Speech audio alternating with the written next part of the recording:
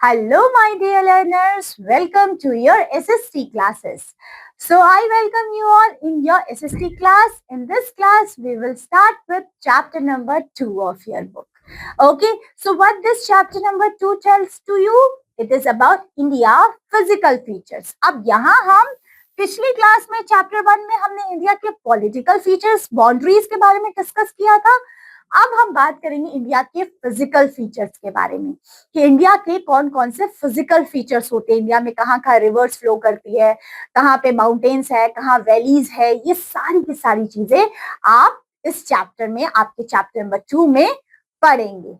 Okay, समझ में आया? तो चलिए फिर शुरू करते हैं अपनी क्लास. तो इस चैप्टर में हम दो चीजों के बारे में देखेंगे. अबाउट फिजिकल डिवीजन इंडिया का क्या है and characteristics of physical division. इस फिजिकल डिवीजन के क्या क्या कैरेक्टरिस्टिक्स है. क्लियर हुआ? ओके, चलिए अब वर्कशीट हम नंबर फर्स्ट में क्या क्या है. Identify the picture of different land forms and right their names. अब यहाँ आपने आइडेंटिफाई करना है इनको और नाम लिखना है. देखिए ये दोनों ही मुझे माउंटेन वाले एरियाज लिख रहे हैं, बट ये बर्फ से ढके हुए हैं तो मैं इनको ग्लेशियर्स कह दूंगी. यस, और इनको ये नॉर्मल ही है तो ये माउंटेन वाले एरियाज हो गए, वैलीज यहाँ पे मिलती है आपको, है ना. फिर अगर ये तो बिल्कुल प्लेन एरियाज है ना, प्लेन एरियाज है. ये मेरा प्लेट्यू वाला आ गया कि नहीं आ गया. तो ये कुछ लैंडफॉर्म्स यहाँ दे रखे थे. अब इन्हीं लैंडफॉर्म्स को तो हमने पढ़ना है अपने इस क्लास में. तो स्टार्ट करते हैं फिर. देखिए इंडिया में कौन कौन से लैंडफॉर्म्स मिलने वाले हैं हमें. तो क्या किया, India is a very beautiful country. India एक बड़ी ब्यूटीफुल सुंदर सी कंट्री है. The land surface of India is full of high mountains, vast plains, dry desert and thick forest. यहाँ कहीं कहीं आपको डेजर्ट देखने के लिए मिलता है, कहीं कहीं फॉरेस्ट देखने के लिए मिलते हैं, कहीं कहीं आपको माउंटेन्स देखने के लिए मिलता है. It also has a long coastline, beautiful beaches and many rivers. यहाँ पे आपको ये सब भी देखने के लिए मिलता है.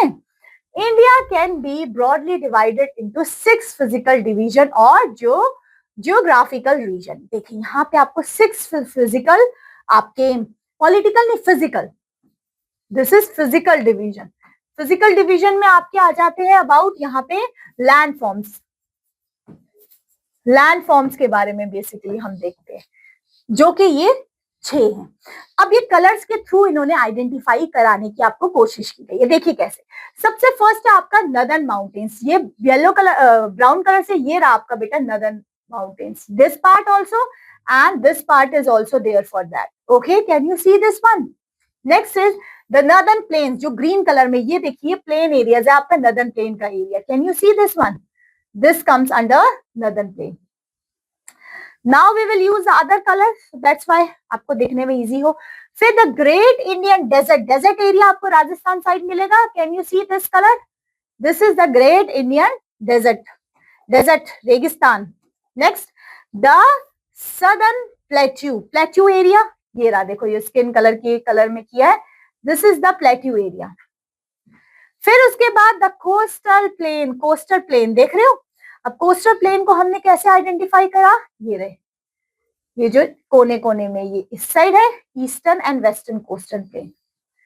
फिर उसके बाद हम आइडेंटिफाई अगर करना चाहें तो हम कर पाएंगे about the island regions. Islands देख रहे हो, ये रहे पर्पल पर्पल कलर के, ये रहे अंडमान, ये रहा लक्षद्वीप. क्लियर हुआ. सो ये कुछ आपके लैंडफॉर्म्स है जो हमने इस मैप से देखे. इस मैप को अच्छे से देख लीजिए. ये देखो लक्षद्वीप आपके अरेबियन सी में दिखेगा आपको. जो आपको लक्षद्वीप है ना बेटा, वो अरेबियन सी में दिख रहा है.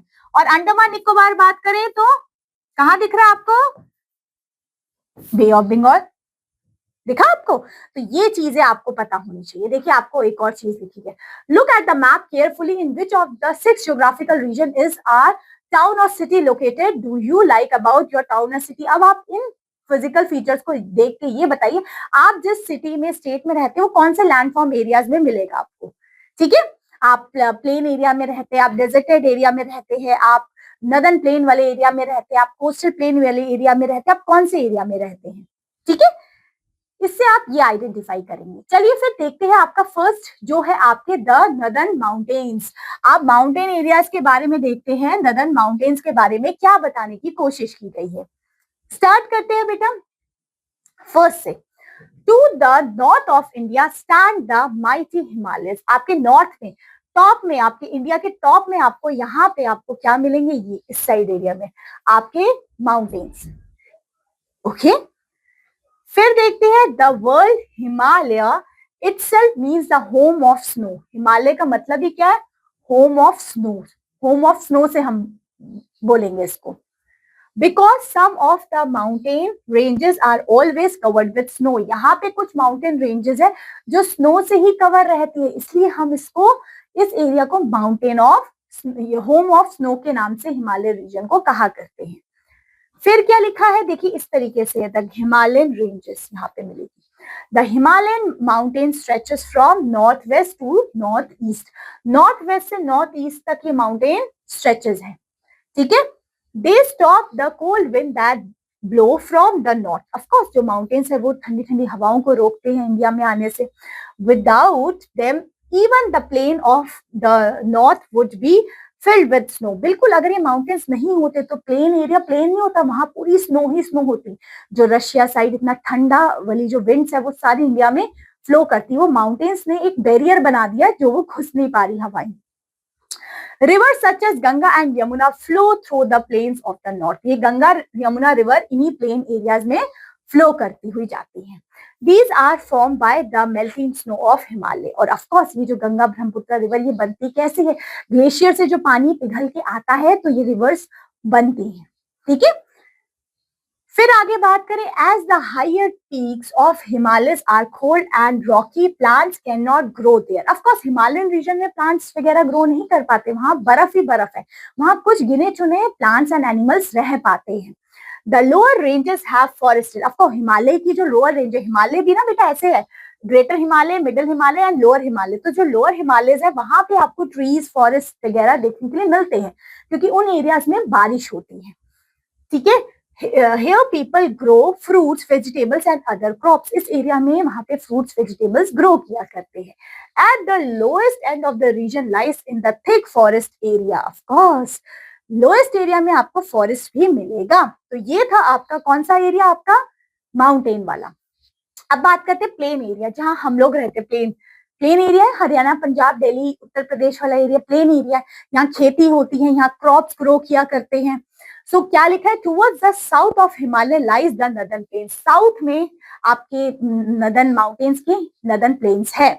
These are flat land formed by the fertile soil left behind by the Himalayan rivers। ये किससे बनते हैं, fertile soil से बना करते हैं। This fine soil is called silt and it is good for growing different kinds of crop। यहाँ पे आप अलग अलग टाइप्स के क्रॉप्स को ग्रो कर पाते हैं, ये बहुत फर्टाइल लैंड होता है। A lot of people living in the northern plains, there are villages, towns and cities in the northern plains। यहाँ पे आपको बहुत सारे villages, towns, cities देखने के लिए मिलेगी। It is generally very hot in summers and cold in winter। Plane areas में क्या होता है, गर्मियों के टाइम पे गर्मी, सर्दियों के टाइम पे सर्दी मिलेगी। प्लेन एरिया के बाद आप देखते हैं द ग्रेट इंडियन डेजर्ट। ये जो हमारे डेजर्ट एरियाज है, रेगिस्तान ऐसा होता है, देखा आप लोगों ने टीवी वगैरह में। यस, अब ये इसके बारे में देखते हैं क्या है। द थार डेजर्ट और the great Indian desert is the north western part of India. North western part में आपको ये डेजर्ट एरिया मिलेगा। It occupied most of the western Rajasthan. ज्यादातर वेस्टर्न राजस्थान इसी डेजर्ट एरिया से घिरा हुआ है। This region is very hot and dry due to very little rainfall throughout the year. यहाँ पे काफी कम बारिश होती है। The land here is not suitable for cultivation. यहाँ पे कोई चीज नहीं उग पाती, जैसे हिमालयन रीजन में सारे क्रॉप्स ग्रो नहीं कर पाते, वैसी डेजर्ट एरियाज की बात है। Only a few bushes, thrown plants and palm trees grow in this region. बहुत कम ग्रो कर पाते। अब यहाँ पे आपने क्या लिखना है, यहाँ पे लिखना है आपने name 2 plants and animal found in desert reason.